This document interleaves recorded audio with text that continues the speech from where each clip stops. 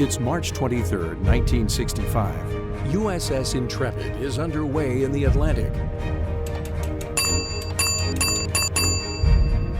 Perfect.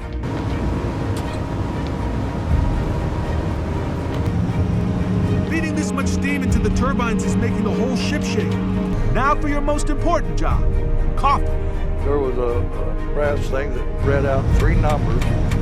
And that was probably the worst job I ever did.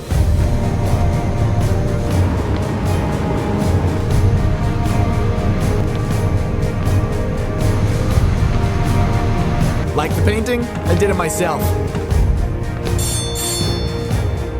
Hear that? Keep turning! We're dropping off the first cup of coffee around the corner at the throttle wall. So silly and dirty, but it's got to be done.